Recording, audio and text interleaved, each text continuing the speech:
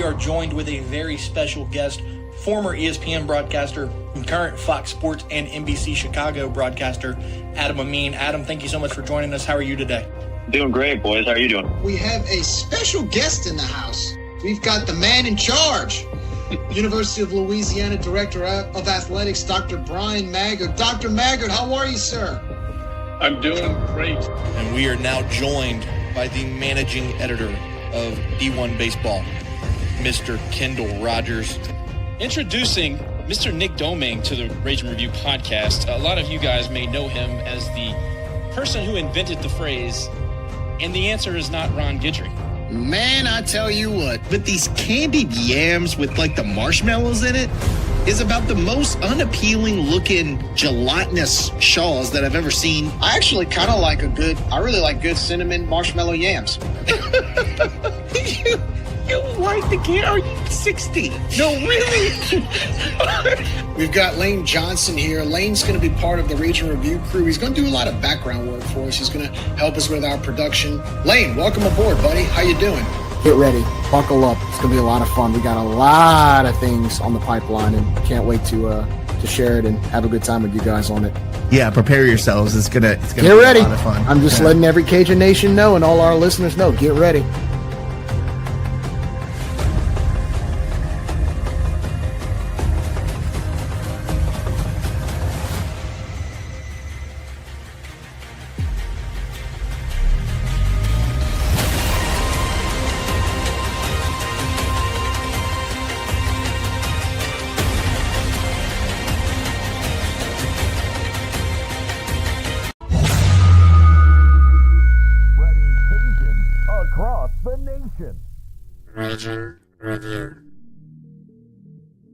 The Raging Cajuns will be a source of pride for this university, for the alumni, fans, and donors as we achieve success in the classroom, in the competitive arena, and in the community. It's about to get really fun. We're looking for dudes that will stand up. Well, Coach, let me tell you today, I'm here and I'm ready to stand up. And I challenge you, Raging Cajun Nation, to stand up with us. Stand up with us. Let's lock hand in hand.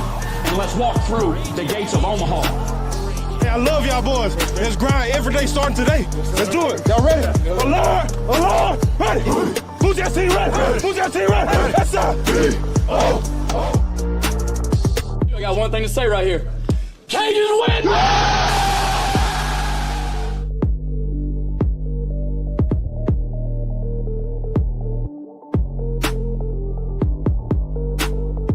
Ladies and gentlemen, welcome in to another edition of the Rage and Review podcast.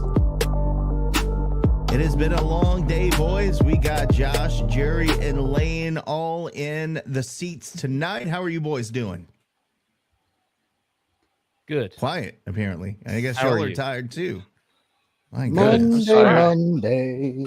Yeah, don't ever do that again, Jerry. We got a lot to cover tonight. Kiss my ass. We, of course, are going to welcome in just a few minutes LSU head coach Jay Johnson to talk about the game tomorrow night as the Cajuns travel over to the Red Stick to face the TSAB Tigers. But before we get to that, we do want to at least touch on last week where the Cajuns went over to South Alabama and got 2 out of 3 against the Jaguars. I know we did not look good Saturday, but I will say Friday night and Sunday night, we played how we expected our team to play. The problem is, again, consistency, which is something that we lack at this point of the season. I think that is an understatement. Getting Simo back in the starting lineup as far as on the mound really helps.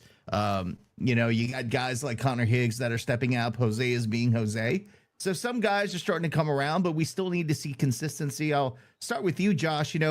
Overall, didn't get off to a great start earlier in the week against McNeese, where we lost our first time in how many years that we lost 2 games to McNeese in the same season. But we bounced back over the weekend. Overall, pleased with the way that things resulted in the weekend series. But I just give your overall thoughts against South Alabama if you want to touch on McNeese. I really don't want to talk about it, but if you want to, was it Southeast? It was Southeastern this week. Yeah, Southeastern. So, man, it's been a long day. I don't know what to say. Southeastern, you look lifeless. Southeastern. 7-1, right? Yeah. You look lifeless. Your offense that does absolutely nothing. You go and you give up a home run to one of the nation's home run leaders. You get totally slapped around. And I understand we're trying to figure out who can pitch for us, and I understand some of these young guys have to prove themselves, but I don't know. I thought Grab looked okay at times. I thought that you didn't get a whole lot of help in the field. I don't know if we made more than one error, but it just at times just lack of awareness on the field, man. It's just overall, like we didn't want to be there. Honestly, overall lifeless performance, and maybe you're coming off a tough weekend there, but these young guys got to understand the moment. And Southeastern gonna hit the baseball, so you weren't walking into a bad team's park. So it was not a rent a win. Anyway, I'm not gonna spend a whole lot of time on it. Southeastern continues to find hitters. It's amazing how often that team can score runs, and we walk in there with the offense that we put on the field. And I always ask myself, how the hell does Hammond, Louisiana find hitters? But in Lafayette, we gotta wait half a season to develop anybody. It just drives me nuts. But no, it was a lifeless performance, and I hated to see it because I thought we'd see a little bit more. Moving into the weekend, you show up at Eddie Stanky, and on Friday you get Simo out there, which it gives you a different aura, gives you a different mindset walking out there. He gave you 4 shutout innings, and then what can you say about Herman, man? I mean, he looks as good as he's ever looked. I'd love to get him out on a Saturday start rather than a Friday relief appearance. And I know they're probably going to be careful with Chase going forward, but Chase looked like he didn't miss a beat. Fastball sat 92, 93, or 91, 92. He hit 93 a couple times. He had plenty of snap on the changeup. I mean, he threw strikes. I think he walked 2. But overall, he gave you what you needed. I think he's 62 pitches, I think is what he threw. Look, he did what he was supposed to do in 4 innings, and he gave you a chance to win, and Herman comes in and completely shuts him down. Sunday, you got J.R. Tillett. Herman? Yeah, I'm going to – Herman. You're gonna no use H. No H. And then you had Owen Galt go out there and have a day. Base hit. To start off the game, I think he led off with a bunt single and kind of got the rally going early. One thing the Cajuns did that you don't see him do often is you jumped out on top first. And, we don't talk enough about the fact that momentum really matters in the way that we play and the way that we jump on teams. And if we can continue that forward momentum, which we did on Friday night, helps a lot. So I'm going to skip out on Saturday because I don't have a whole lot to say about the pitching on Saturday. But Sunday, J.R. Tillett, I will continue to say that guy is a battler. I know that his stats aren't mind-blowing, but if what he did on Sunday is what we need him to do. He threw strikes. He pitched to contact. Yes, he gave up 8 hits, but he went 6 shutout. And the thing that I think a lot of our young pitchers are scared of right now is getting hit. J.R. Tillett's not scared to get hit.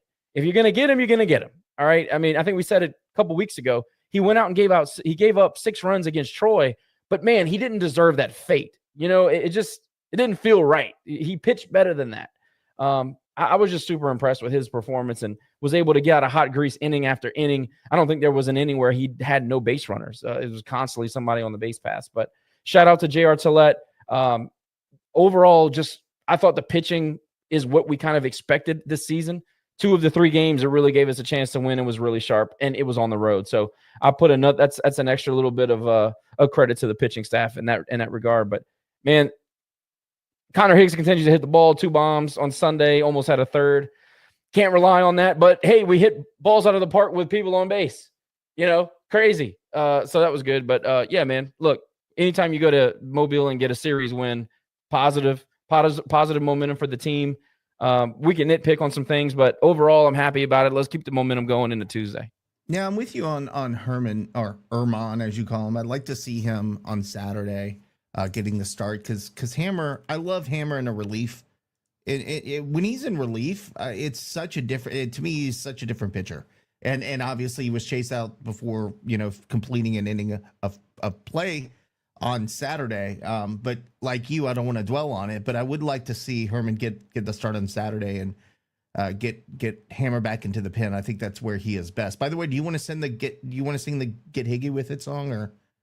I'm going to be a hard pass on the Higgy song. Also, I don't want to be associated with a whole lot of stuff coming out of the radio guy. But I do want to say shout out to Connor Cuff for busting out of a slump. Bab took credit on the radio for what I sent, but I said, hey, send him the dinosaur thing from Mookie Wilson. And apparently it made it to him, and the man got a hit on Sunday. So, yes, I'm going to take credit for Connor Cuff busting out the slump. There you go. Jerry, your thoughts on the weekend and Southeastern, not McNeese. Yeah, Southeastern was terrible. I said going into that game after the way we hit against Troy on Sunday that, we should have given our batters confidence considering you score 18 runs against a ranked opponent. I thought we could have carried that momentum into Hammond considering the fact that the first game we played against Southeastern, we scored 9 runs and we got base hit after base hit. So very disappointing, especially since I think we only got 4 hits that night.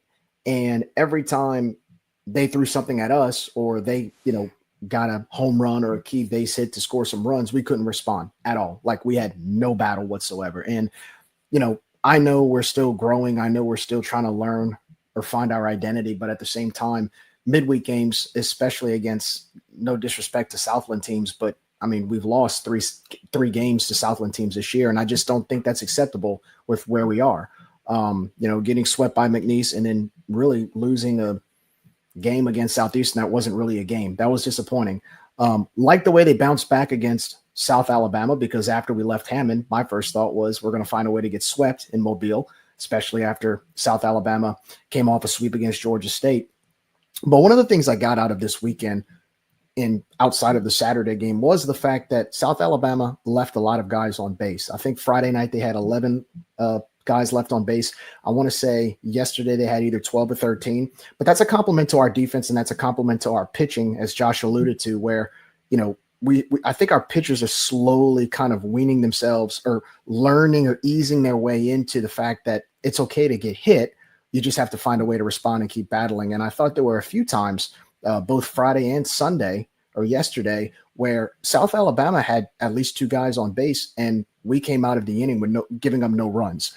And I think that's huge because if you look in the beginning of the season, teams were getting timely hits on us. And you saw that. And I think that was, that's a momentum buster. And I think being able to respond to that this week or this weekend was huge for these guys going forward. I mean, that type of confidence that you gain, if you get that moving forward, that can really help you, especially since, no disrespect to our conference, I do think the level of competition lowers itself a little bit as opposed to who we've been playing every weekend. I mean, everybody we've played, it seems like, is ranked. So I like the fact that these younger guys I look like they gained some confidence this weekend. Very impressed with guys like Owen Galt, Mark Collins got on base a few times. Like you said, Connor Cuff. I mean, that was huge. Lee Amadei had a few big hits, few really hard hits this weekend. We've been waiting for that. And, with the absence of Luke Uhas and his bat, I thought some of the younger guys stepped up. And I think that was really impressive to see. It's like I said on Wednesday, as upset as I was to lose to Southeastern, we still have 5 or 6 guys who are freshmen. And I think plus 2 sophomores on our 1 through 9. So, I mean, we have a lot of youth. So I'm just excited to see them continue to develop. I think tomorrow is going to be the perfect test.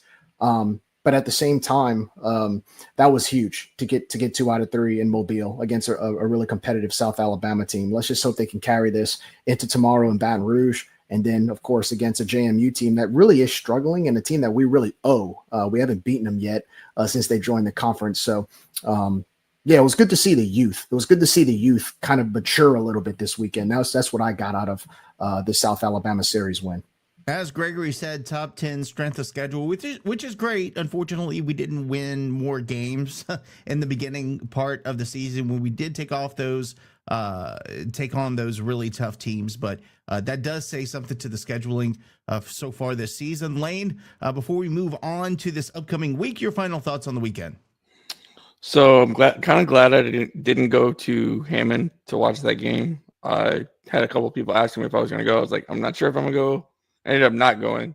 Good thing I didn't, because we didn't perform really well at all offensively during that game. But it was good to see the guys get a series win against a rival and a conference opponent, which they needed for a while. And I believe that was their second series win of the year. So it builds some confidence for them. And it's also the 4th conference series win against South Alabama in a row. So that's good to see. We always play well against them, at least the last several years. But it was also good to see Simo back to not to his usual form, I guess.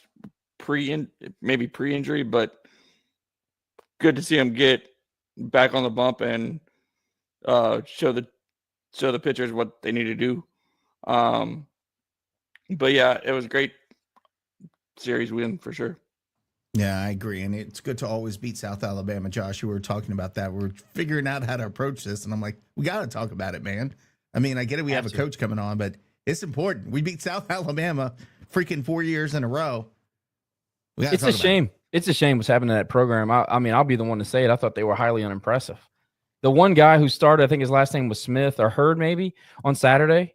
He did a great job of keeping our offense off balance. I'll give him credit there. And South Al played some good defense on Saturday. But overall, I was not impressed with their lineup. They had one guy, very common name. He was Smith.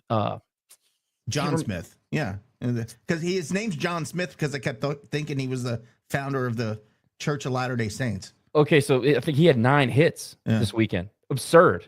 So, I mean, look, he didn't get that offense going too much. I mean, I think on Saturday we hurt ourselves too. I mean, let's be honest. But other than that, I thought they were highly unimpressive. And I keep thinking every time we rekindle this rivalry with South Alabama, something's going to click. But, man, that program is just in the toilet right now. I just don't get it.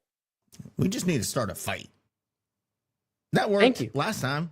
And it happened happened I think in the late 90s when I was there was a bench clear. I mean, it was nothing like when Papa Ramos was, swinging the bat at people, but this was pretty intense. So I don't know. Like 2009 or 2010, somewhere in there, Kittrell was there. There was something happened again. Yeah. Yep. There was a little scuffle on the field. I remember that. A skerfluffle. Boys, yeah, let's go ahead and wrap that up. Move on to this week. Of course, like you mentioned, Jerry, we have JMU coming up, who I absolutely hate. I hate them because that one account and the fans that follow them from JMU and think that they're just better than everybody in the conference and everything. They shit talk attendance everywhere. They talk about, they were even talking about how Troy was terrible in the NCAA tournament while they sat in home and watched. Oh, by the way, they got eliminated in the first round last year. So, it's easy to hate those folks. It's not like a Southern Miss, Jerry. It's not like a Southern Miss. It's like just cocky, arrogant fans for no reason. I don't get it. You know what they remind me of? They remind me of, like, let's say, for instance, you're at Thanksgiving dinner and you have a neighbor that's just grumpy and they have no family, they have nowhere to go, and they're just circling the neighborhood because they got nothing else to do, and you invite them in, right? And then they walk in, you give them food, you give them the hospitality, and the first thing they do is they complain about the food.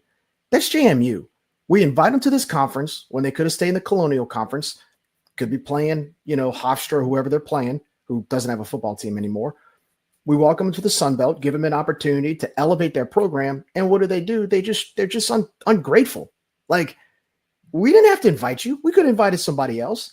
And you come in, and not only are you ungrateful, you bash other teams for losing in the tournament. Like, where we come from, we don't have to like you, but if you're going to represent the Sun Belt, at least pull for your fellow teams. Even Southern Miss. When Southern Miss makes a regional or super regional in baseball, I'm pulling for them. So to be sarcastic and make fun of our teams for losing when they're on a national stage, it's like, what have you done? What did you do this year? You didn't make the dance. You didn't go to the tournament. You didn't even make the NIT. So why is that necessary? I don't get it. I don't get that. To be fair, Jerry, if you invited me to your house for Thanksgiving dinner, I would probably be salty too when you gave me those stupid candied yams and seafood soup. Josh, any thoughts about JMU before we move on to the midweek game? I don't really think about them. I don't like their fans at all. I think they're way too arrogant for what they've accomplished. Now, they haven't beaten us, or we haven't beaten them in baseball, so we got to fix that. We have a losing record against them. Yeah. So and they get to come to the Teague this time, so they'll get to see what fans look like. But no, I don't like them at all. And I was one of the ones politicking for them to be in the league. So highly misjudged. I still think they have quality programs and they should be better than they are, but here we are. Well, they were already wanting to separate the East and the West, 2 weeks into joining the conference. So they think they're ACC bound. That tells you what they think about the Sun Belt. Anyway, we do have a midweek game, as mentioned. The University of Louisiana traveling to Louisiana State at Baton Rouge tomorrow night. across the basin. And we had the privilege to speak with the head coach of the LSU Fighting Tigers. Boys, this was fun. We did this a little bit earlier today. I'll go ahead and play the interview, and then when we come back, maybe we can just regroup and talk about everything that was said. But here it is, an interview earlier today with head coach of LSU Fighting Tigers, Jay Johnson. All right, very pleased and honored to welcome in the head coach of the LSU Fighting Tigers baseball team, Jay Johnson. Coach Johnson, thanks for joining us today. How are you? Doing great. Good to see you guys. Good to see you as well. Before we get into things, obviously we have a big game with you all tomorrow night, but let's talk about your career because we're familiar with you. You broke our hearts in 2016, man. You brought Arizona into the Teague, beat us 2 straight to win the regional. I was actually I was a PA announcer at that time, so I was announcing that game. But we honestly were pulling for you in the CWS finals over in Omaha against Coastal Carolina, right?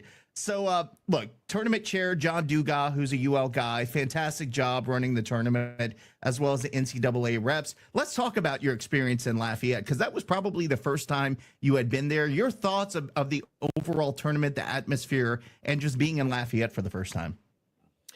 Yeah, really, really positive memory, thinking back on, my career. It was my first year at Arizona, and Arizona had not been to the NCAA tournament the previous 3 seasons. And the first memory was we actually had a bye the last weekend of the season, and we were playing Hawaii at Hawaii.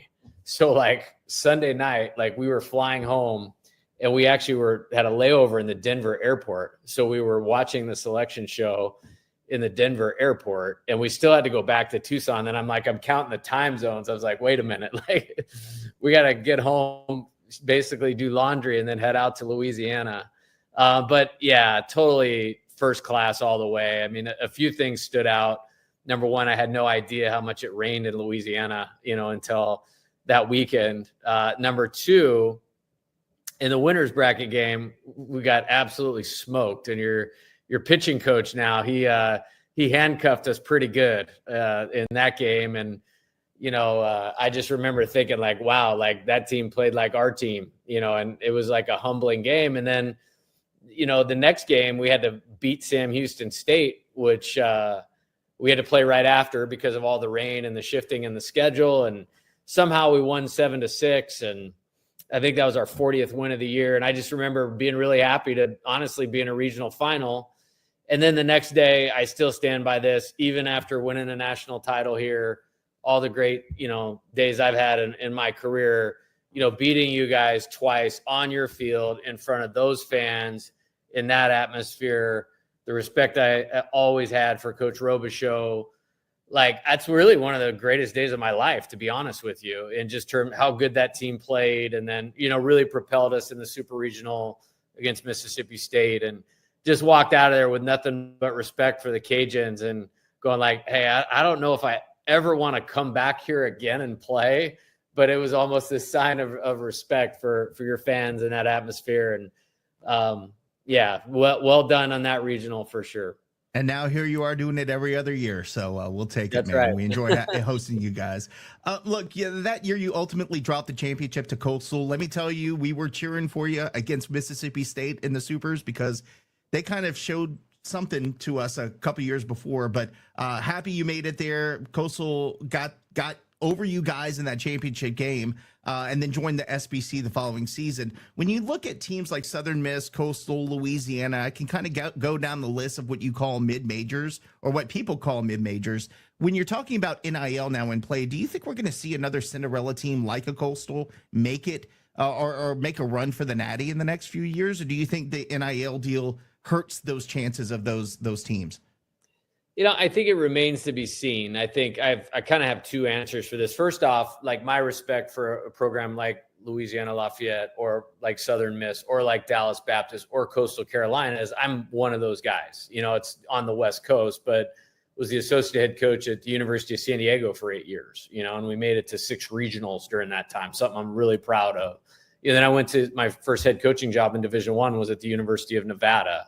And so like, that's my beginnings. And so, I always have great respect for programs like yours. I think When I think about the NIL piece, that shifted it. I think just look at the NCAA basketball tournament right now. I think I saw something that there's no mid-major teams in the Sweet 16. You know, you look at Omaha last year, I think it was 4 SEC teams, 4 ACC teams. So it does appear like it's getting harder. But I think in baseball, the schools that decide to go all in on the scholarship edition, they will have a chance. And I know that's going to be a school-by-school edition, because you talk about a Louisiana Lafayette, a Coastal Carolina, Southern Miss. If they have great tradition, and if they decide to fully fund it, they're gonna have a chance, because you can only have so many guys on the field at one time. And you know, if Coach Daggs has the ability to full ride, let's say 34 players, you know, you're gonna have a good roster. And I think the other element is, if we only have 34, now you're basically taking 6 guys off of every SEC team that can be dispersed to those programs. So I think it remains to be seen, but it's baseball too. So that makes me always say there's always a chance. For sure. And Coach, before I start with my questions, I want to first say a couple of precursors. Thank you so much for taking the time to hang out with us. We really, really appreciate programs and communication departments that appreciate how important it is to engage with their fan base and to engage with, whether it be friend or foe, just to be able to prop up their program. So thank you again. And I'll have some other thanks at the end of the interview. But again, just how we know how and appreciate how important it is. So a big thank you goes out to you guys. Yeah. Also, the Tiger family lost Miss Sandy Burtman this past week, and obviously First Lady of Tiger Sport, or Tiger Baseball at least. So condolences to everybody involved with that. Skip was a giant, especially in college baseball, but obviously went on to be athletic director for LSU for some years, and we all know his name. He's a legend in the game. But really, he set the tone in Louisiana for collegiate baseball. He was willing to take his big program and go around the state and play other smaller programs. Obviously, Coach Smoke Laval did that. Coach Paul Maneri continued, and now so are you. What do you feel like, from your point of view, what does that do for the college baseball programs across the state? And in your experience, does that keep Louisiana a talent-rich college baseball state? Is that one of the reasons why? Yeah, I think there's a lot of reasons to it. I think number one, it's something LSU baseball has always done. And, you know, whether it was here or at Arizona, you know, another program I was fortunate to be at that had good tradition, like, I'm really respectful of that. Like, and it's the simplest thing. Like, Nike will always come with all these crazy uniform ideas. It's like, no, I just want to look like LSU baseball has always looked. That's it. Nothing more. Like, that's our. I appreciate that, Coach. Thank you. Yeah. Thank you. I don't want anything to do with any kind of craziness with that. But like, playing on the road, like, we're going to Nichols in a couple of weeks. You know what I mean? I think it's great. I think it's been really eye-opening for me for how much that means to everybody at the places that we go. You know, we were at Southeastern really the last 2 years, I think we're coming your guys' way next year in 26. I'm excited about that. The 2 fall games that we played there have been great. You know, the 2023 national championship team, we played there in the fall of 22. And I knew how good your team was that year. And we played so well that day. I was like, yeah, like, we might be able to do this year, because that's a good team. And this is November, and we look pretty good. And I'm our hardest critic, you know. But I think it does a lot. And, you know, I love coaching baseball at LSU because so many people in the state appreciate it, and it matters to everybody. And, you know, we all have our schools, and rightfully so. But, like, I felt like, you know, I'm friends with Coach Daggs. I'm friends with Coach Thibodeau. A lot of respect for Gunner. Like, you know, those are like the first guys I hear from, like, when we win the national championship. And I think that's pretty cool. You know, Coach, let's talk a little bit about that, your journey to LSU. You know, you talked about how you came from Arizona, you coached in Nevada. So you coached out west, which has some really, really good college baseball out there. The gauntlet of the Pac-12. Rest in peace to the old Pac-12, right? Of course, it's shifted a little bit to some new membership with all the conference realignment. But moving from Arizona, where you had massive success, and moving over to LSU, right? You come from out west, you move to a different area of the country, to South Louisiana, different culture, a lot of high expectations at a school like LSU with a lot of success. When the opportunity became available, again, LSU has a history, but outside of that, anytime as a coach, you have to move your family as well. It's not just you, it's your family, it's your way of life. It's adjusting to a different part of the country. And really, when you move to Baton Rouge, what really contributed to your decision to become the head coach at LSU when the job opened in late 2021? Yeah, good question. I think it was pretty crazy and how it all came together. And it was almost like the way that it came together, it was almost like you couldn't say no. Like, lack of a better term, it's like the stars aligned. The one really hard part was, I loved my team at Arizona. Like, I love those guys. Like, I still talk to all of them frequently. Several of them are on their way to the big leagues. And, we'd just been in Omaha, and, it was pretty quickly after that, like 48 hours, 72 hours after that, I was offered the job. And I think two things that really contributed to it. Three things. Number one was, you mentioned Coach Burtman. As I was getting started in my coaching career, he was finishing his legendary coaching career. And, he was the guy. Like, I joke with him all the time. Like, he made money off of me. Like, 30 years ago, I bought his videotape on how to coach college baseball. And so there was this like, hey, it's LSU. There's only one LSU. That was certainly part of it. Number two, like, this is my entire life. And I really pour everything into it. And, it's this place where sometimes, from the outside, you can look and it's like there's almost unmeetable expectations. But I really believe in kind of our process of winning and building a program. And I wanted to test that. And I wanted to test, myself competing in such a competitive arena. And then three, and probably the biggest reason, is I've kind of lived my life, like with like this road less traveled mentality, like totally jump out of your comfort zone. Cause I loved Arizona. I don't have one negative thing to say about Arizona. And it was almost like, okay, if I don't go do this, then maybe this is like it. And at whatever, 44 years old, I wasn't really ready to feel that way. And and then just the way it all, one coach decides not to go, or they move in a different direction. And then all of a sudden it's like, hey, we want you. It was like, wow, like how that all happened was, pretty crazy. And I'm glad I did. I'm very happy here. Have zero desire to have any other job in life, let alone in college baseball. And, want to make this our home for as long as I can. And boiled crawfish, right? Come on. Man. Yeah, I still have to wear a uniform, so I got to be careful with the food out here, man. I came out here and added like 20 pounds quickly, and I was like, I got to be careful because I still have to put on a baseball uniform. There's an inside joke I always have with people that come here to UL. I always tell them, the second you get hired here, if you're from out of state, is you got to fall in love with cardio, because if you don't, you're in trouble. Especially, I'm sure you have to go through all the practices in the hot summer sun. So, I know there's ways to shed weight, but with that food we have down here, we get spoiled pretty fast. No doubt. Coach, you're obviously familiar with UL as you've played us multiple times since 2016. What are your thoughts on the series? And do you feel like playing teams like us in the state help your success the rest of the season? Yeah, I think, and I kind of short answered a similar question with like baseball in the state of Louisiana, but I think we had like 7 teams in the NCAA tournament last year. Like, that's remarkable. And the first value for me is the RPI value. You know what I mean? Like, we aggressively schedule teams like the Cajuns because my belief is they're going to win a lot of games. They have played a very difficult schedule to this point in season. I think their best baseball is out ahead of them. And I expect them to do well in the Sun Belt and, and help us in that regard. So as far as like, the game coming up, we're right in the middle of SEC play, right between Texas and Mississippi State.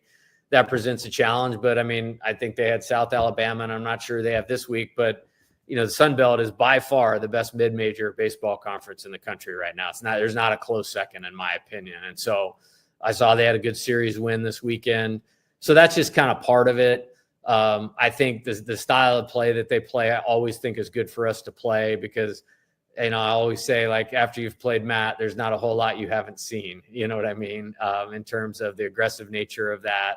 and they're always going to compete and play hard. And so I think it's a game that our players look forward to because they know they have to bring their best in order to win.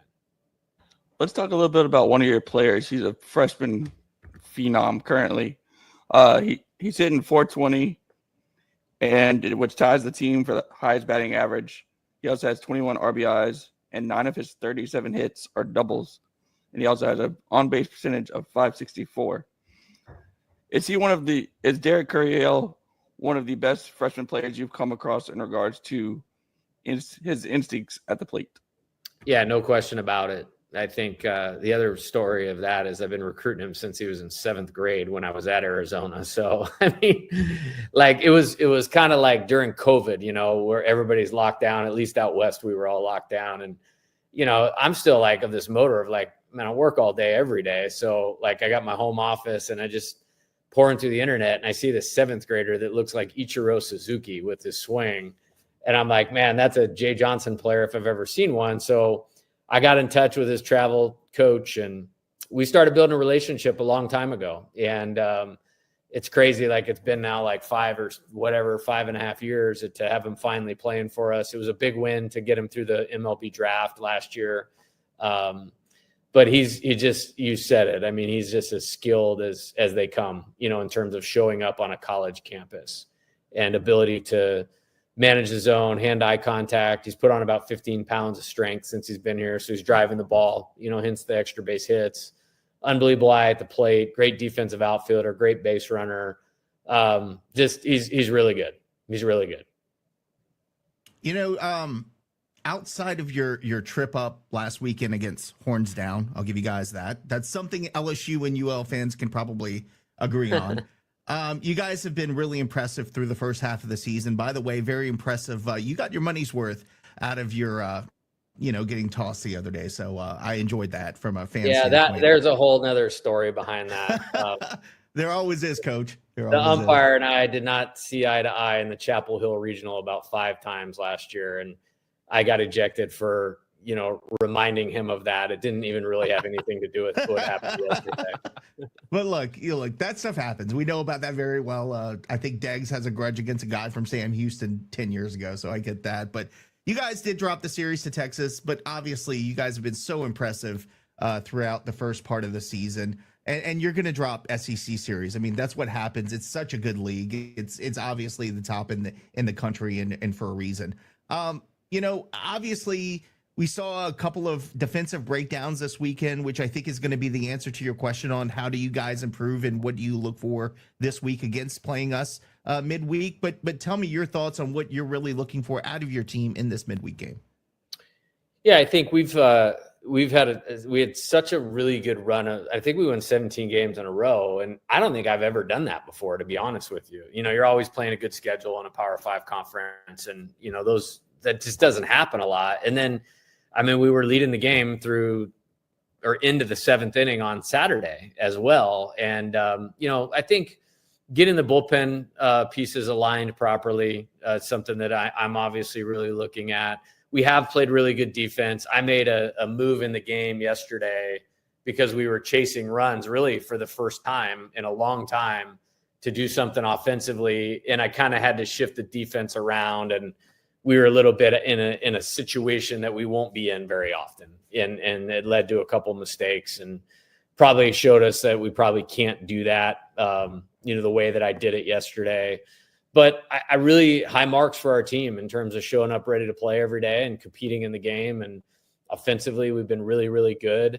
Defensively, we've been good. We've had some really good starts by our starting pitchers. And I think and you'll see this tomorrow, there's a ton of arm talent that's really close to being good pitchers. And they're not far away. And I'm excited about that. And I think getting them aligned properly, experience will help their mental game. And we're close, but you have to be, because like there's no guaranteed wins on the schedule in our league. You have to earn all of them.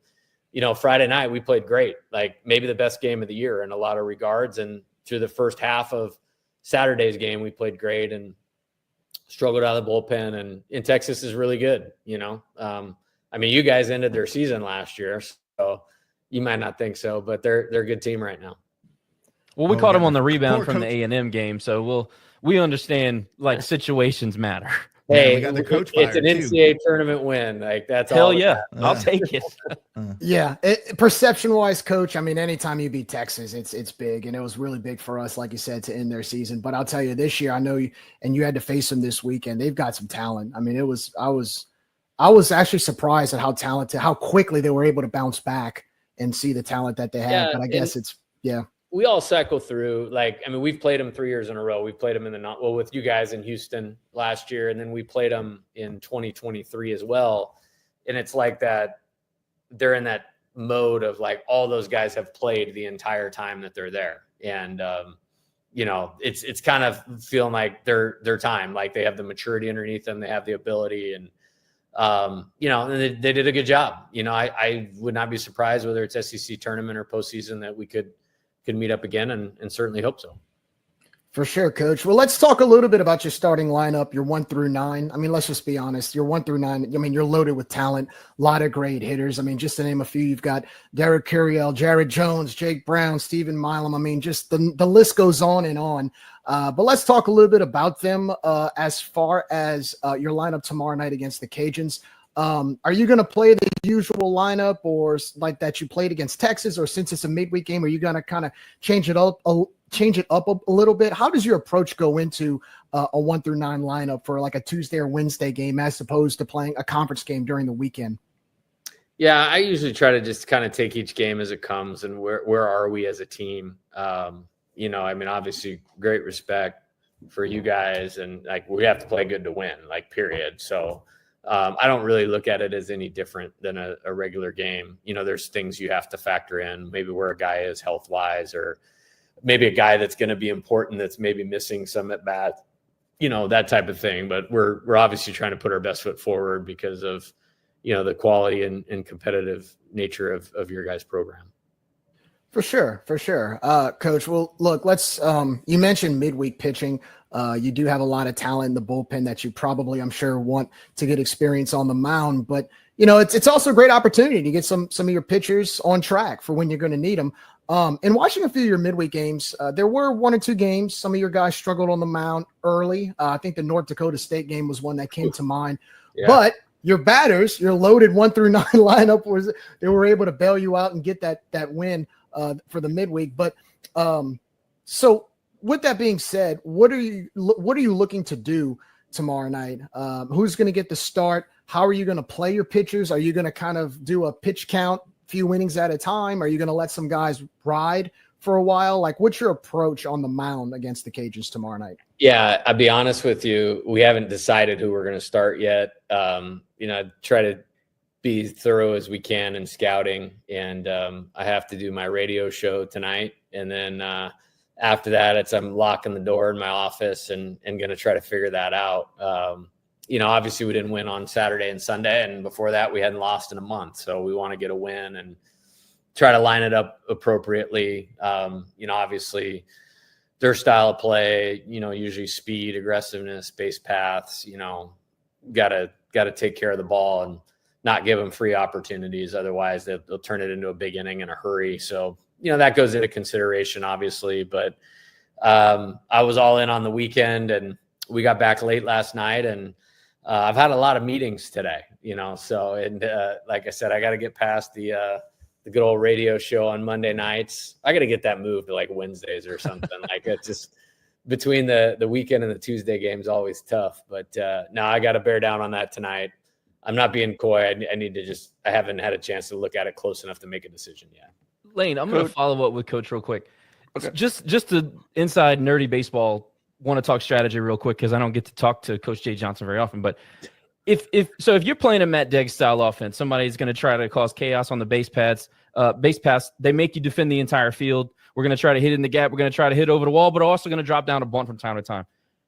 When you select a starting pitcher in a situation like this, just for example, do you tend to lean more on a more athletic guy, a more athletic kid, maybe with some seniority that has a little bit more field awareness, as opposed to maybe a more talented arm with a little bit less athleticism and maybe lacks a little bit of awareness? Does that go into your thought process? Yeah, I will tell you, they're one team in the entire country where you have to take that into consideration. And it's just out of respect for the style of play. Like we played Wofford in the first game of the NCAA tournament last year, and it was the exact same thing. Like really, really impressive style of play. So yeah, it's no different. Like whether you're choosing a pitcher because he matches up well against certain types of hitters, or a lineup, and we might go with the guy where everybody might go like, well, hey, why not this guy? You have to be aware of that. And, we, prior to Coach Deggs coming back, we actually played in the NCAA tournament twice, once in Lafayette with Sam, and then the next year in Lubbock. So got very familiar with him very fast, and, know the deal for sure. Like, we're one of the people that all that doesn't quite sneak up on us because of the long history that we have coaching against each other. Coach, different coaches have different philosophies when it comes to midweek games. What's your message to the team for your midweek games, regardless of the opponent? Actually, it's really simple. Like it doesn't change. Like I view the schedule and I tell them this, it's a 56 game playoff. So whatever game we're on, 26, it's playoff round 26. And it's one of the things I'll give our team credit for. Showed up in every game. We had one early that with some weird weather and, guys, still getting the season underneath them. But, they've played hard in all 25 that we've had so far. So, I haven't had a hard time, like we mentioned that one, we fell behind early and came back. I don't think it was a bad approach. I think, baseball's tough, and that team that we were down to went and won the series at Oral Roberts and competed hard against Alabama. And, you guys know this because you follow the sport. It's like in baseball, like anything can happen. So, being prepared for anything to happen, we're always putting our best foot forward, whether it's midweek conference or anything like that. I love that we can bring up any moment throughout the season and you have a 2-paragraph answer. It matters. It matters. I wanted to ask a question about rivalries and things like that. Obviously, LSU's been able to recruit much more nationally over the last 2 decades for many reasons, but obviously NIL has changed the landscape. It's easy for fans to sit in stands and have the grudge and the rivalry, and because we remember 25 and 40 years of history.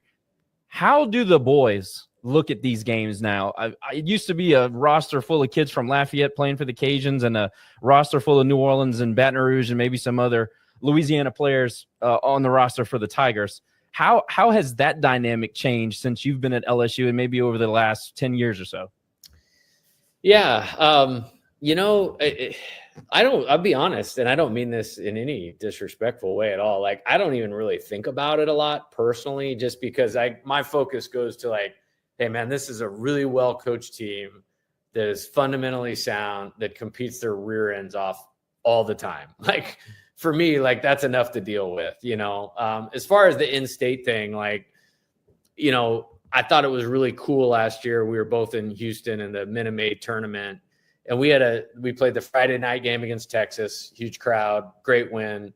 And then it was like the next night we were going to get another huge crowd because we were playing you guys. And I just thought, man, this is really cool, to actually be at a place where you have like one of the best mid-major programs, one of the most well-known programs in college baseball, and this many people care about it. As far as the players, like, I mean, we have some guys that have played with guys on your team, and I'm sure they get into it and are excited about it and all that. But like, honestly, I don't even think about it. And that's like, because I got so much else to think about it to try to win the game. Like it doesn't even come up.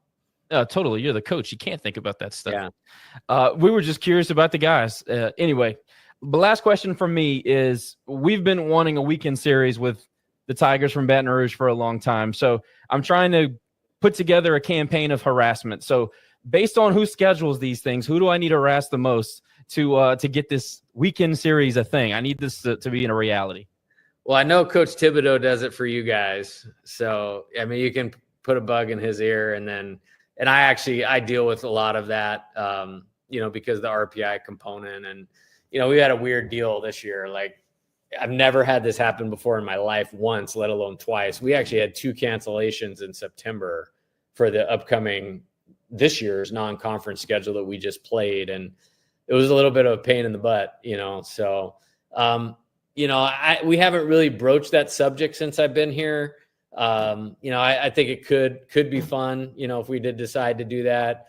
Logistically, we would have to figure out, how we'd work that out. But, I like playing your team, and I'm excited to come down there next year. Like, the 2 fall games have been great, and, I've had nothing but, positive memories about the ballpark. And I love the fans. I love the center field song in the 7th inning. And it's one of the best places to play in the country. No doubt about it.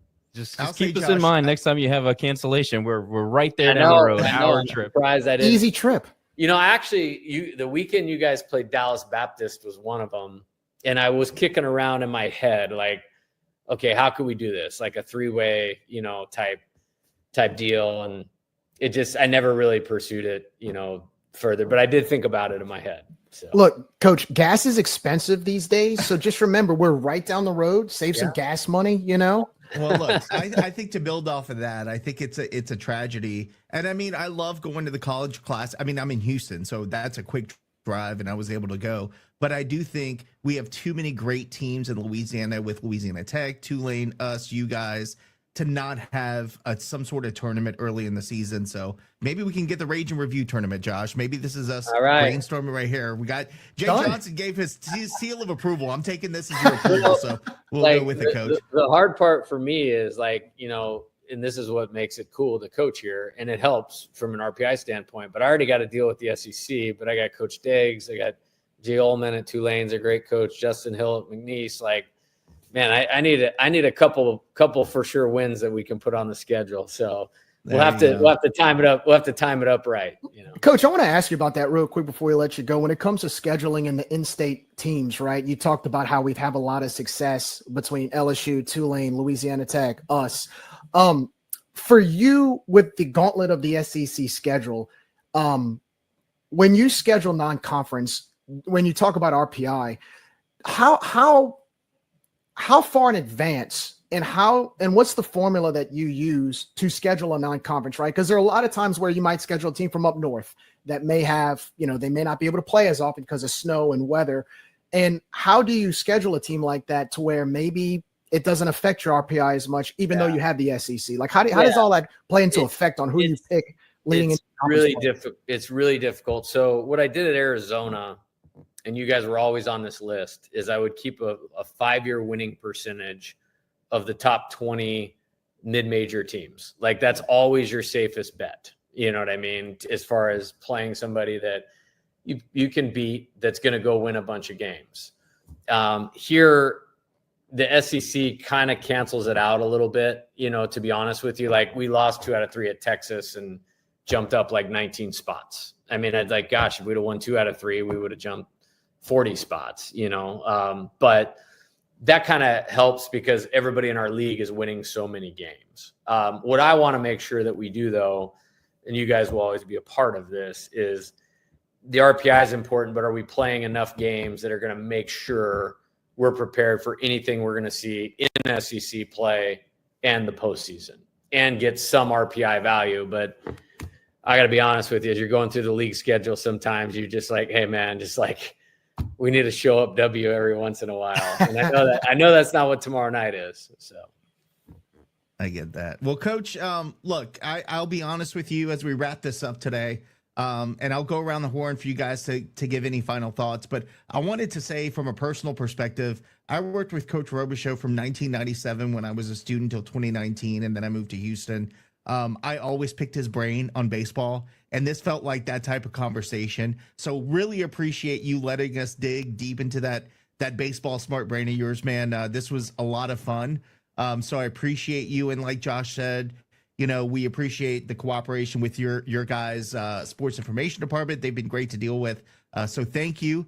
But again, before we wrap it up, Lane, do you have anything for Coach before we go?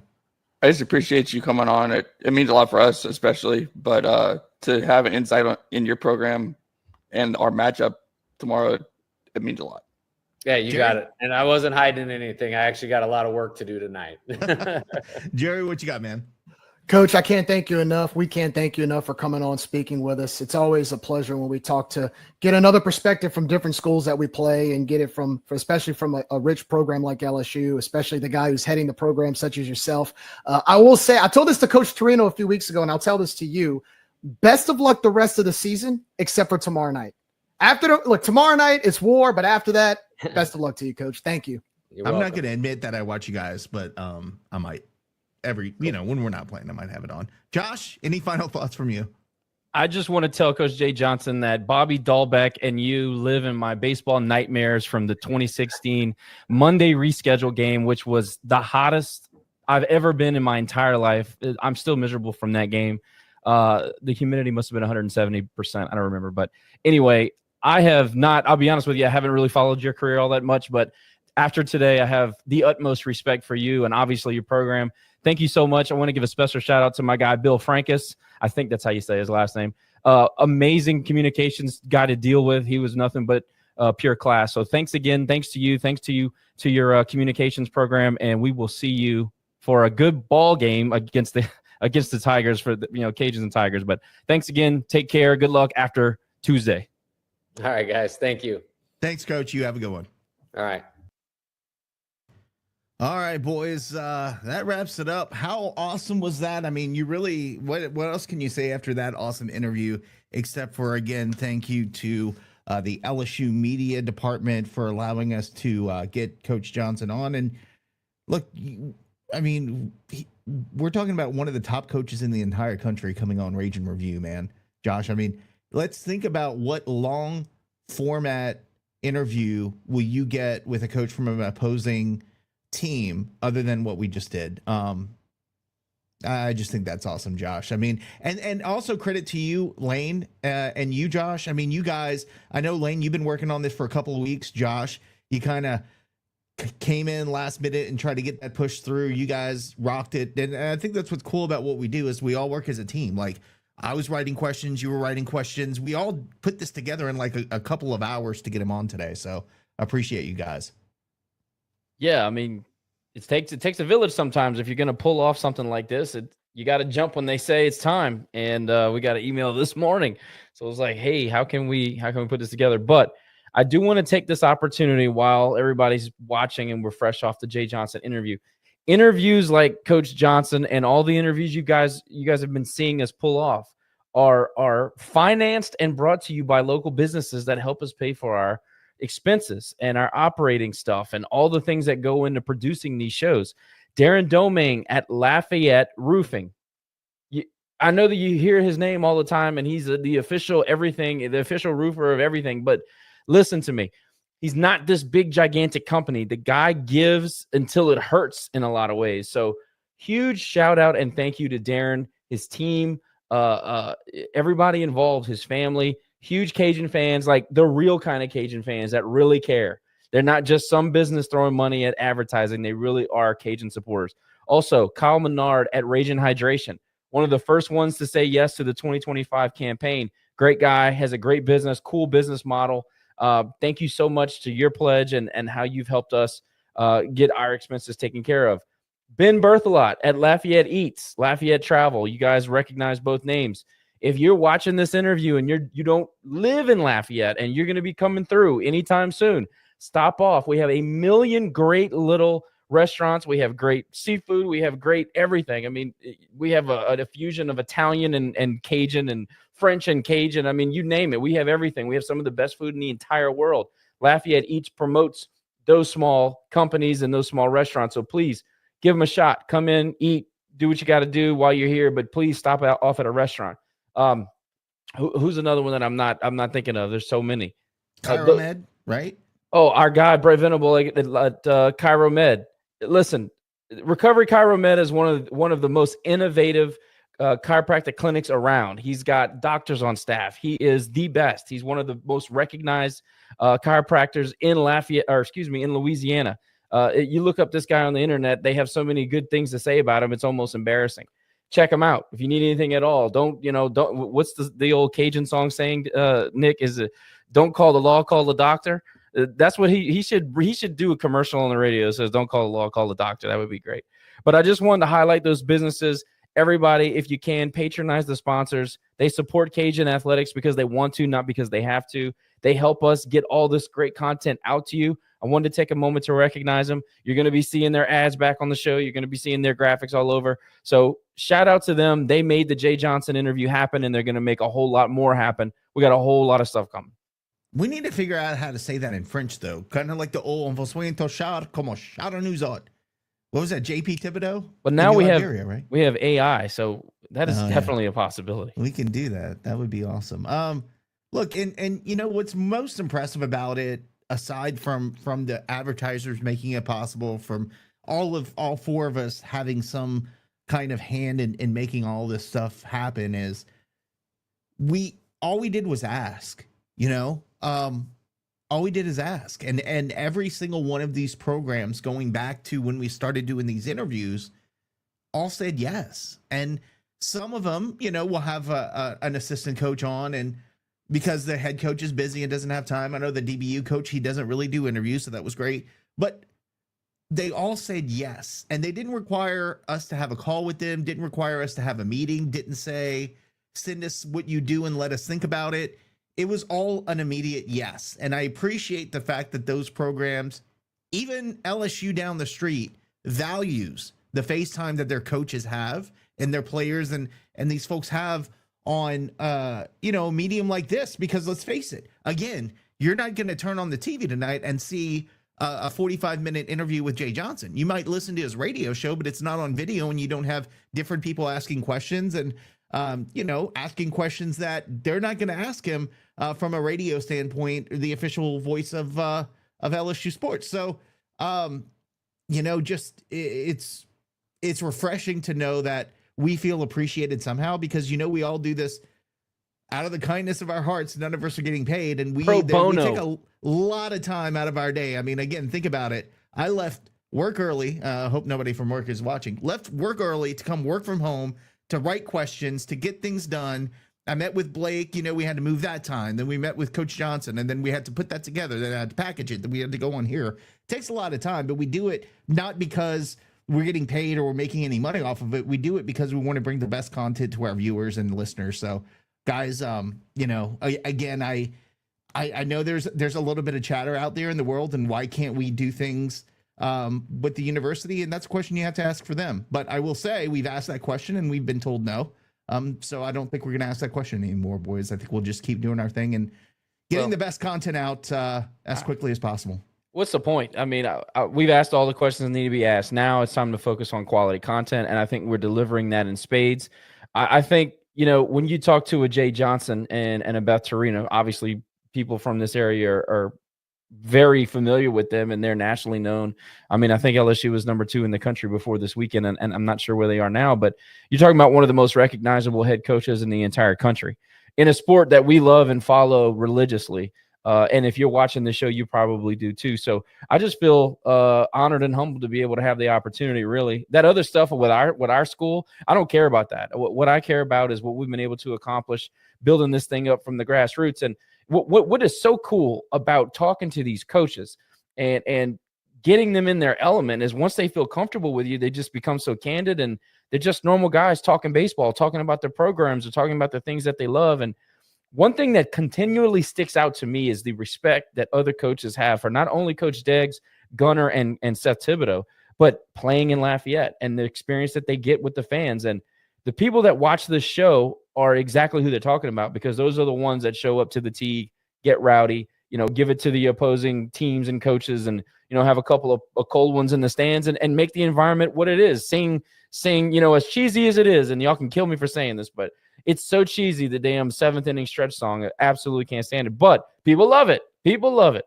So y'all keep doing that. You know, I'll play on my phone while y'all sing, but just keep doing it. Just keep doing it, because it creates the environment that everybody loves. It's nationally recognized.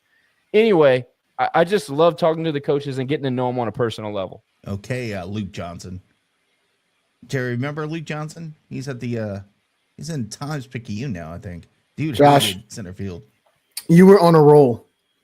You were on a roll, and you had to spill out that blasphemy about the 7th inning stretch. Well, I just. Well, dude, you were on a roll talking about stupid candied yams earlier and Thanksgiving dinner. I mean, what's worse, bruh? I never said you brought up the candied yams, not me. I didn't say I know anything where about you were candied going yams. with it. No, I never said anything. You brought it up.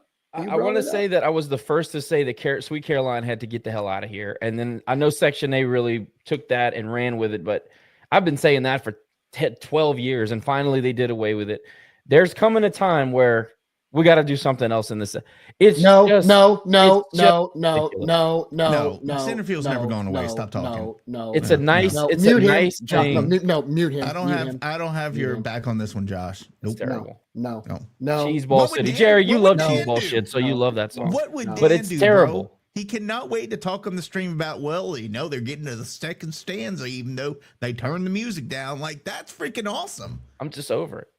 I've been over it. No. Well, I'm over it. You're one of a million, because nobody hates that. Absolutely not. Absolutely not. Info. That's good. No, absolutely not. We're never getting rid of center field for the seventh inning stretch. It's a unique tradition. Can we for us, refocus here, boys? Can we just refocus for a second? Yeah. You're going Please change the subject. Can we not talk about this? Please change the subject. That's almost as bad as candied yams. All right, let's take a That's look worse. At the No, worse than candied yams. Let's take a look at the Sun Belt coming up next weekend. It's a big series going on around the belt. Georgia State will travel to actually, let me go back because I am a week behind. All right, Tuesday, Wednesday, there we go. Now Friday. Georgia State will host Georgia Southern this weekend in a 3-game series. App State will play host to Old Dominion. South Alabama travels to Southern Miss. That could be a bad weekend for South Alabama coming up this weekend. Of course, we host the James Madison Whiners about everything in the Sun Belt. Arkansas State will host ULM. That might be the pillow fight of the week. Troy will host Marshall. Marshall's kind of the number 2 whiniest fan base in the entire Sun Belt. So we'll see how that plays out. And then a good series going on in San Marcos, where Texas State will host Coastal Carolina. So that should be a good series as well. Boys, any of those stand out to you that you're looking forward to? I think the Coastal Texas State series is the one I'm going to be looking for. Any thoughts there? Oh, I guess y'all look at me. I don't know. What's crazy to me is that Texas State came out of the gates playing really good baseball, and I don't know what the hell's going on there. Dude, App State took 2 of 3. Texas State typically in any sport, It really is. It's a good point. Yeah, is Marshall the number 2 whiniest fan base? Is that where you went? I would think so, because Marshall, they get all mad about everything. We got to do a poll. They're kind of on the same. We want to, separate from the Sun Belt. They were another one of those. In football, they have some unrealistic expectations. I agree with that. They're going to win a natty every year, bro. Yeah. Yeah, I don't know. I actually like to watch the progress of their baseball team because they basically built it from nothing. So I've been kind of watching it, and they've been competitive. I mean, I know their record's not great, but they've been competitive. But I just really don't like JMU. I want to see them get their asses waxed. The other thing, I don't know if you mentioned ODU, but man, I thought ODU was going to be a little bit more of a force in the league. And I've been a little bit disappointed. I know this year they're kind of displaced with their new stadium and everything. So kind of, you got to take that with a grain of salt. But when they came into the league, I was like, man. And I think they were on the cusp of being top 25 the year before. They hit the baseball all over the field. They have great fan support. I liked them. And it's been a little bit of a letdown with them. So that's a little bit unfortunate. I mean, you look at basketball, they sell out their stadium, and they we're not good this past couple of seasons. So their fan support is insane. It's incredible. And the money that pours in there is incredible as well. So being in a big city helps. Yeah, I definitely agree. Speaking of big cities, and LSU were traveling their softball team. So they won 2 out of 3 against ULM. That was scary on Friday night when they went down by like six runs and came back to win it. Doesn't matter how you do it, as long as you do it, that's all that counts. And then kind of got blown out on Sunday versus ULM. Did not realize that ULM had a really I think they have a winning record, so they're not terrible. So I guess the Sun Belt is getting better, but the ladies will host the LSU Tigers softball team, the Lady Tigers, on Tuesday as well.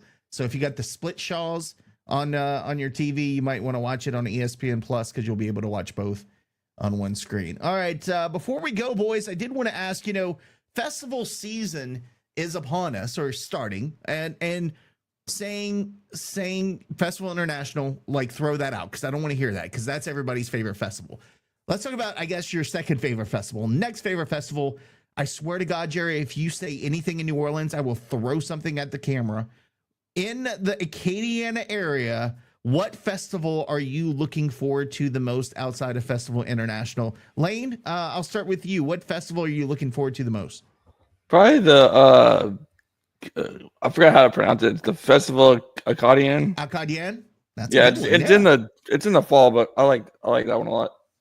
You know what? I'll take that. I was looking for spring, but hey, fall is good as well because it continues through the summer. So, Josh, are you on the same boat as Sam Acadian, or is there another you're looking forward to? Festival Acadian is hands down the best festival we have. Festival International is number 2. Festival International is great for what it is, but Festival Acadian is just, it's family friendly. It's not as crowded. The food is more accessible. The beer lines are shorter. The music is, in my opinion, much better. I don't know. I just think it's the best festival we have. You have cooking demonstrations. You have, the Acadians come down and they play in their tent and everything. I don't know. It's fully cultured. I mean, if you're a culture person, Festival Acadian has it all. I just prefer it. It's a chiller vibe. It's kind of like the difference between, if you remember, Voodoo Festival and then what competes with Festival International? Not the French Quarter Jazz Fest. Fest. Jazz Fest. Yeah, it's kind of like Voodoo was great if you want to just, be stupid, but like Jazz Fest is chill. That's kind of what a Festival Acadian reminds me of. I think just Festival International has gotten too big, and now you're attracting, it's a totally different crowd. It's a different vibe. Yeah. And by the way, Josh, if you go on YouTube, there's a Festival Acadian video from like the 1980s. It's fantastic. It's like an hour and a half of like Cajun music, but it's back in the 1980s, which makes it so much cooler because, you get, I think it was Cheryl. She plays accordion. Cheryl, I can't remember her name. Not Richard. No, she plays accordion. I'm forgetting it now, but yeah, it was just awesome. It's awesome to go back and watch the 1980s Cajun people. It's totally different, man. That was a totally different vibe. People still were speaking French in public. Did your mom and dad watch Randall's on Sundays? Bruh. Oh my God. We went. I used to no. go as a kid. Listen to this. By the way, that's on YouTube too. We went because my family. Oh yeah, we used to go. Yeah, some of my family. When I was my a kid, I used to sister-in-law's go. cousin was married to Terry Huval, so we would go to the tapings. And so I went back and watched some of them, and I see people I know, and I'm like, I'm probably in there somewhere. We used to go to we'd go to my grandma's house in Lafayette, and she had the Lafayette channels. And I remember as a kid, it was funny because you had sort of that grainy television screen where it looked like it was like 1979. In one corner, and all the old people would be dancing in a circle, and it was like repetitive.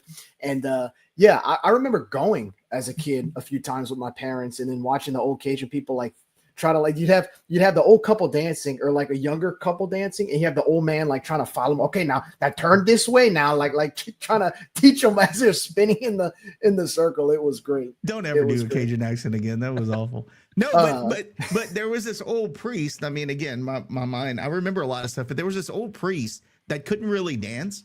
So he would just take a woman by the hand and he just walked all around in circles the whole time. And he had a good time, man. But it was such a different, because like you said, you had the old people, then you had the younger ones that were doing their thing. Then you had kids out there. Like I was a kid learning Cajun dancing out at Randall's. So, but if you were a kid and you'd get in the way of the old people, bruh, they'd holler at you. They karate chop you. You kidding it was me? terrible. Yeah, you don't mess with them old people. Doug is asking, what are y'all talking about? Boy, you don't even know back in the day, the early 90s, man. Zip it, youngster, and get an education. That was some shots. All right, Jerry, here's your chance to screw it up. What festival are you looking forward to this spring? I mean, honestly, okay, so I'll say the Crawfish Festival at Bro Bridge. Now, since Lane and Josh gave it away, my second favorite festival is Festival Acadian because it's still like a neighborhood festival. As much as Lafayette has grown, right? As much as this whole region has grown population-wise, there's still a neighborhood feel to Festival Acadian, and that's what I love about it. Like you go there, you park pretty close. Everything is, like you said, accessible. And see the beauty of what I mean, we have just like you guys, we have a lot of friends that go there, and it's all like families, and it's easy to get around, and the weather's always good. You're in the shade, you listen to music and stuff. So, I mean, I'll say Festival Acadian, but since Josh and Lane said it, I like Crawfish Festival too and Bro Bridge. It's been a while since I've been. I kind of miss. I'll say this: The only thing about the festivals around the area, like you said about Festival International, is that all of them have grown tremendously over the past 20 years. I remember when the Crawfish Festival in Brobridge was downtown Brobridge, and that was awesome because they would block the streets off kind of like Festival International. But instead of them putting it in that big park that they have now, it was all downtown. So everything was accessible, the arts and crafts shops and everything. So I'd say Crawfish Festival behind Festival International to me. And by the way, you'll be proud to say this, Nick. I'm proud for me to say this. I am not a fan of festivals in New Orleans outside of French Quarter Fest. Okay, yeah, that's very impressive. I thought Jazz Fest. French Quarter Fest is pretty cool. I will What's give you yours, that. Nick? Well, come on. What do you think? The Boudin Festival. The Boudin Festival. Eat more Boudin. My mom loves. That's the when one I people say haven't been that. to yet. Frog Festival is awesome. And then another thing, like real quickly about New Orleans Jazz Fest, you're paying all this money and you're stuck inside the fairgrounds. You can't really leave. It's hot. It's muggy. Not my thing. Not my thing. Lafayette festivals are all day. You know what was a good festival that doesn't exist anymore? The Scott Founders Day Festival was fun, man. I saw Wayne Toops perform there. You had some good stuff going on at the Scott Founders Day Festival. Fifth Avenue. I grew up there, bro. Same. What happened with Kenny the kicker today? Did I miss something? He was kicking 63 yarder bombs in the pro day. His pro day was awesome today. He killed it at pro day. Keon Martin ran a 4.38 in the 40. Insane. Wow. We need to get that ball as a Saint, man. And also, top story today: Arkansas State's looking for a new basketball coach. Brian Hodgson's going to South Florida. So I know a guy. Marlin to the Red Wolves. Marlin to Arkansas State. You heard it here, baby. Wouldn't that be funny? Go Red Wolves. All right, boys. It has been a lot of fun. Been a long day. Like, subscribe, please, especially on the YouTubes, as my mom used to call it before I corrected her. On the YouTubes, like, subscribe, add us, whatever you got to do, but spread the word so that we can keep getting some great content out there. Thanks once again to our sponsors. And until next time, boys and girls, we'll be back before this weekend series on a pregame. Y'all have a wonderful rest of your week. And as always, go Cajuns.